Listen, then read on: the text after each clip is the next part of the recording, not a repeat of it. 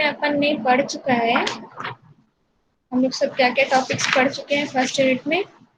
सबसे पहले तो ड्राइव्स होता क्या है ना, उसका ब्लॉक डायग्राम में अपन ये पढ़े हैं कि उसमें कौन कौन से कंपोनेंट होते हैं ड्राइव्स में, जैसे कि उसका कंट्रोलर होता है या उसका मोटर होता है, लोड होता है, फीडबैक है तो फीडबैक सिस्टम लगा होता है, ठीक है, या पावर मॉड्यूलेटर होता है, सोर्स होता है ना। फर्स्ट यूनिट में ये था। उसके साथ में कौन कौन से सोर्स हो सकते हैं ये भी है, तुम्हारे सिलेबस में नहीं है, बाकी अगर उस ब्लॉक डायग्राम को तुम एक्सप्लेन करोगे ना तो उसमें सारे ब्लॉक को तुम एक्सप्लेन करोगे, उसमें सारी चीजें कवर हो जाएंगी, ठीक है। नेक्स्ट तुमने पढ़ा था कि इसका टॉर्क इक्वेशन तुम लोगों ने पढ़ा है। टॉर्क इक्वेशन मतलब ये जो मोटर है, ये जो ड्राइव का पूरा सिस्टम है, इसमें तो टॉर्क या मोटर टॉर्क क्या होगा, तो क्या होता है स्टडी स्टेट में या फिर ट्रांजिएंट स्टेट में, ठीक है। इसके साथ में तुम लोगों ने क्वाड्रेंट ऑपरेशन भी देखा है। क्वाड्रेंट ऑपरेशन मतलब टोटल 4 क्वाड्रेंट ऑपरेशन अपन यहाँ पे देखे हैं। सब में अगर लोड टॉर्क ज्यादा है या मोटर टॉर्क ज्यादा है या फिर सिस्टम लोडेड है या अनलोडेड है, उसके अकॉर्डिंग हमने पूरे 4 उसके 4 क्वाड्रेंट ऑपरेशन मतलब देखे हैं, ठीक है। उसके बाद अपन इक्विवेलेंट वैल्यूज निकाले थे, जे इक्विवेलेंट निकाले हैं, टॉर्क इक्विवेलेंट निकाले हैं, है ना। लोड टॉर्क का कंपोनेंट्स देखे हैं। ये टोटल फर्स्ट यूनिट में अपन क्या देखे हैं, इसका मतलब है कि ड्राइव्स को एनालाइज करने के लिए किसी भी सिस्टम जहाँ पे ड्राइव लगा हुआ है, कोई भी एप्लीकेशन जहाँ पे ड्राइव लगा हुआ है, तो क्या क्या पॉसिबिलिटी हो सकती है, सिस्टम को समझने के लिए क्या पैरामीटर्स अपन को चाहिए या कौन कौन से नेचर का लोड हो सकता है, उसके लिए ड्राइव क्या होना चाहिए, ये अपन ने फर्स्ट यूनिट में देखा है, ठीक है। लेकिन अब ड्राइव्स तो हम समझ गए, कौन से पैरामीटर से ड्राइव एक्सप्लेन होता है या एनालिसिस कर सकते हैं, वो तो अपन ने देख लिया है, ठीक है। अब अपन को देखना है कि ये जो ड्राइव है उसको कंट्रोल कैसे करेंगे। ड्राइव को कंट्रोल करने का मतलब, लोड को कंट्रोल करने का मतलब मोटर में क्या इनपुट डालना है, ठीक है, जिसके अकॉर्डिंग हमको जो लोड चाहिए, जो डिजायर्ड लोड है हमारा या डिजायर्ड लोड टॉर्क है हमारा, वो मोटर से हमको कैसे मिलेगा, उसमें क्या कैसे सप्लाई डालेंगे या कौन से पैरामीटर यहाँ पे आते हैं, ठीक है, ये पढ़ना है। और दूसरा चीज है रेटिंग, इलेक्ट्रिक ड्राइव का जो रेटिंग है कैसे एक्सप्लेन करते हैं, ठीक है, इस यूनिट में अपन को पढ़ना है।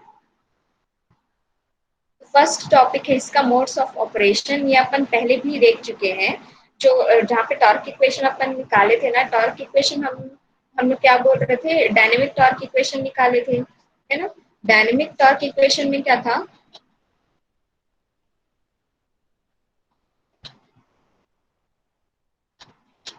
डायनेमिक टॉर्क इक्वेशन में हम क्या क्या निकाले थे,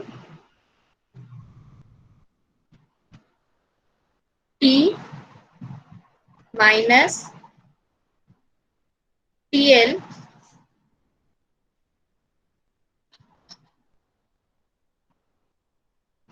और यहाँ पे तुम्हारा क्या था नेक्स्ट, एक्सिलरेशन वाला पॉइंट, मतलब यहाँ पे एक और टर्म था, सॉरी थोड़ा सा प्रैक्टिस नहीं है ना मेरा, ठीक है। तो इसका मतलब क्या है, ये जो T और minus TL is equal to एक एक्सिलरेशन वाला टर्म था यहाँ पे, ठीक है।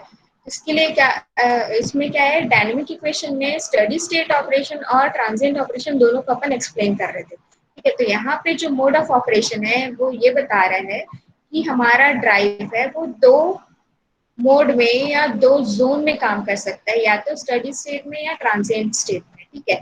स्टडी स्टेट में अगर बोल रहे हैं तो स्टडी स्टेट का मतलब क्या है, अगर हम 4 क्वाड्रेंट ऑपरेशन में जो पुल्ली वाला एग्जांपल था ना, हम वहां पे जाएं अगर, तो वहां पे जो फर्स्ट और थर्ड क्वाड्रेंट था ध्यान में होगा, तो फर्स्ट और थर्ड क्वाड्रेंट में क्या है, एक में लोडेड केस लिफ्ट कर रहे थे और एक में अनलोडेड मतलब खाली केस को, एम्प्टी केस को नीचे उतार रहे थे, ऊपर से नीचे लेके आ रहे थे, ठीक है। इसमें क्या होता है, स्पीड जो तुम्हारा स्पीड है या फिर मोशन का जो स्पीड है बोलना चाहिए, और जो तुम्हारा लोड टॉर्क है, दोनों अपोजिट है, ठीक है। तो स्टडी स्टेट ऑपरेशन के लिए अपन को क्या चाहिए, T minus TL is equal to 0, मतलब लोड टॉर्क और मोटर टॉर्क दोनों इक्वल होना चाहिए, मतलब मोटर टॉर्क या load torque is balanced by motor torque, load torque is balanced by motor torque, ठीक है। लेकिन यहाँ पे क्या होता है, जो फर्स्ट और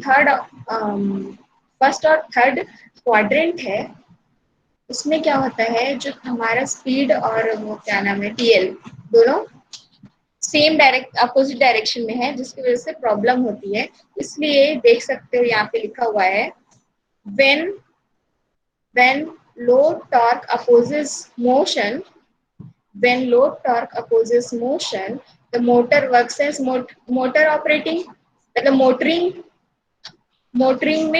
मोटरिंग मोड में वो ऑपरेट कर रहा है बोल सकते हो, या क्या बोलते हैं, फर्स्ट क्वाड्रेंट को अपन बोलते हैं ना कि फॉरवर्ड मोटरिंग है, और थर्ड क्वाड्रेंट को हम बोलते हैं रिवर्स मोटरिंग में है, इसीलिए, ठीक है। इस अगर देखो यहाँ पे लोड हमारा पैसिव है तो ठीक है, पैसिव में क्या होता है, डायरेक्शन चेंज नहीं होता। अगर एक्टिव है लोड हमारा तो क्या होगा, जो उसका साइन है, किसका साइन, तुम्हारे लोड टॉर्क का साइन, वो क्या होगा, चेंज हो सकता है, और वो मोशन के साथ फर्स्ट और थर्ड क्वाड्रेंट में लोड टॉर्क हमारा स्पीड के अपोजिट होता है। लेकिन अगर लोड हमारा एक्टिव लोड हुआ तो क्या हो सकता है, लोड का टॉर्क टीएल का साइन हमारा चेंज हो जाएगा। अगर टीएल का साइन चेंज हो गया, अगर लोड टॉर्क का साइन चेंज हो गया, इसका मतलब क्या हो गया, वो मोशन के या स्पीड के सेम डायरेक्शन में हो जाएगा। अगर हमारा स्पीड और लोड टॉर्क का साइन सेम डायरेक्शन में हो गया तो ब्रेकिंग ऑपरेशन नहीं हो पाएगा, ठीक है। इसके लिए यहाँ पे क्या करते हैं, हम मैकेनिकल ब्रेक लगा के रखते हैं सिस्टम में, ताकि अपन को स्टडी स्टेट ऑपरेशन मिले, ठीक है। तो दो तरीके का ब्रेकिंग तुम लोग जानते हो, सबसे मतलब अगर शुरू में अपन बात करें तो दो तरीके का ब्रेकिंग है, मैकेनिकल ब्रेक या फिर बोल सकते हो जिसको मैनुअली अपन को ऑपरेट करना पड़ रहा है, ठीक है। दूसरा होता है इलेक्ट्रिकल ब्रेक, उसके बारे में लास्ट में है। मैकेनिकल ब्रेक में कुछ क्या बोलना चाहिए, कुछ डिसएडवांटेज, कुछ लिमिटेशन है, उसका लाइफ कम है, या फिर बोल सकते हैं उसका मेंटेनेंस ज्यादा लगता है, इसलिए हम लोग उसको, इसलिए हम क्या करते हैं, इलेक्ट्रिकल ब्रेक का यूज करते हैं, ठीक है।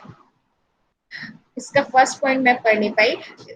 Study state is realised by the adjustment of steady state motor speed torque curve such that motor and load torque are equal at given speed, ठीक है। ये तो हमने स्टडी स्टेट का मतलब ही हम यही समझते हैं कि जहां पे तुम्हारा मोटर टॉर्क और लोड टॉर्क इक्वल होगा वो हमारा क्या है, स्टडी स्टेट ऑपरेशन है या स्टडी स्टेट ऑपरेटिंग पॉइंट है। इस कर्व में तुम देख सकते हो यहाँ पे दो कर्व, ये 1 और ये 2, ये दोनों क्या है, ये 1 और 2 क्या है, ड्रूपिंग कैरेक्टरिस्टिक है। ड्रूपिंग कैरेक्टरिस्टिक का मतलब क्या होता है, ये डिक्रीज हो रहा है ना, यहाँ से ये कांस्टेंट नहीं है, इसके साथ में क्या हो रहा है, ये डिक्रीज हो रहा है। इसका मतलब क्या है, मोटर का स्पीड टॉर्क कर्व है, ये मोटर का स्पीड टॉर्क कर्व है, ये 1 और ये 2, ठीक है। और ये जो दूसरा बना हुआ है ये कर्व कौन सा है अपन का, ये कर्व है तुम्हारे लोड टॉर्क का, ये जो कर्व है वो तुम्हारे लोड टॉर्क का कर्व है। हम क्या बोलते हैं, जिस पॉइंट पे हमारा लोड टॉर्क और मोटर टॉर्क इक्वल है वो पॉइंट क्या है अपन का, स्टडी स्टेट पॉइंट है, ठीक है। तो पहले मुझे क्या चाहिए था, पहले मुझे स्पीड ओमेगा m1 चाहिए था, तब मैं क्या करी, मोटर का जो पैरामीटर्स है वो इस तरीके से है कि वो इस पर्टिकुलर पॉइंट को इंटरसेक्ट कर रहा है लोड टॉर्क के साथ में, ठीक है। तो ये हमारा ऑपरेटिंग पॉइंट हुआ, ठीक है। सपोज ऐसा हुआ कि मेरा लोड डिक्रीज हो गया, ठीक है, मुझे अब इतना लोड नहीं चाहिए, अब मुझे लोड कम चाहिए, मतलब अब मुझे स्पीड कम चाहिए मोटर का, तो क्या करेंगे हम, मोटर में जो सप्लाई है उसको चेंज करेंगे। मोटर में सप्लाई को चेंज करने का मतलब क्या है, मोटर के जो भी पैरामीटर्स हैं उनको चेंज कर रहे हैं। अगर हम मोटर के पैरामीटर को चेंज कर रहे हैं तब क्या होगा, हमारा लोड टॉर्क क्या बोलते हैं, मोटर स्पीड टॉर्क कर्व जो है वो चेंज हो जाएगा, वो क्या बन जाएगा, अब ये वाला, ये 0.2 जो है वो बन जाएगा, ठीक है।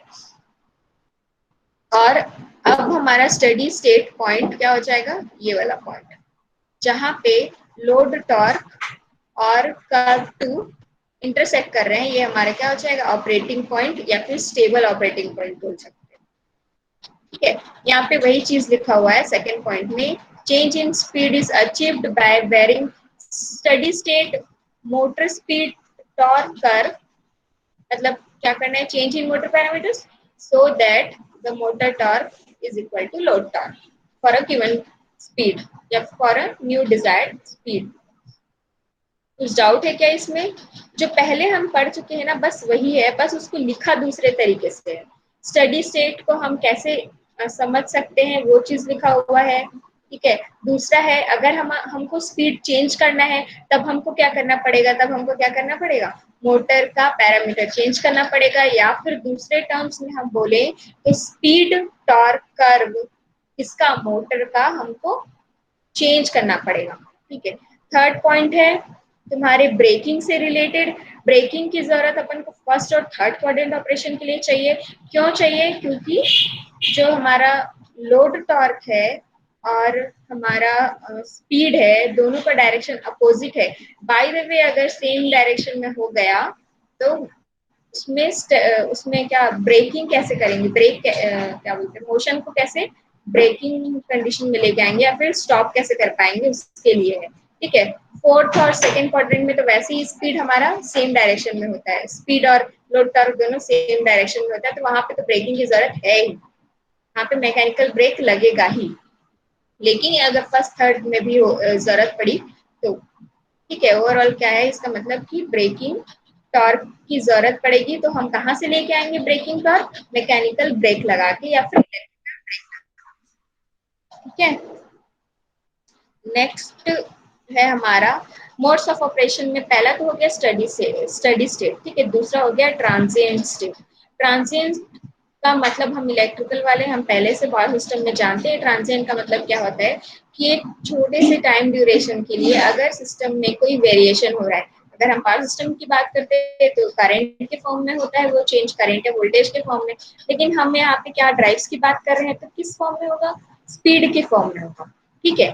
तो यहाँ पे भी ट्रांजिएंट स्टेट में दो टाइप का तुम्हारा ऑपरेशन जोन है बोल सकते हो, एक तो एक्सीलरेशन टाइम पे और दूसरा डिसेलेरेशन टाइम पे। एक्सीलरेशन में हम क्या बोल रहे हैं कि जो एक्सीलरेशन का मतलब क्या होता है, जब हमको स्पीड हमारा इंक्रीज करना रहता है, जब हमको हमारा स्पीड इंक्रीज करना रहता है तो उस जोन को, उस मोड को एक्सीलरेशन मोड बोलते हैं, ठीक है। इसके लिए क्या रिक्वायरमेंट है, मोटर टॉर्क हमारा लोड टॉर्क से ज्यादा होना चाहिए, तभी तो हमारा इंक्रीज होगा ना, एक्सीलरेशन होगा। हम अगर डायनेमिक इक्वेशन में चाहते हैं तो क्या था, T minus T L is equal to J D omega M by D T, T is greater than T L, मतलब T minus T L positive होगा, जो मैंने बताया था ना जब अपन ये क्वाड्रेंट वाले में काम कर रहे थे शायद, तब मैंने बताया था, ठीक है। तब उसको पॉजिटिव एक्सीलरेशन मिलेगा। पॉजिटिव एक्सीलरेशन का मतलब है कि एक्सीलरेट हो रहा है सिस्टम, उसका स्पीड इंक्रीज हो रहा है, ठीक है। थर्ड पॉइंट है तुम्हारा, time taken for a given change in speed depends on inertia of motor load system and the amount by which motor torque exceeds the load torque, ठीक है। हमने ट्रांजिएंट टाइम भी निकाला था, ठीक है। ट्रांजिएंट टाइम का क्या मतलब होता है, यही एक्सीलरेशन या डिसेलरेशन टाइम पे जो टाइम लग रहा है, ठीक है, कितने टाइम की रिक्वायरमेंट है अपन को, वही है।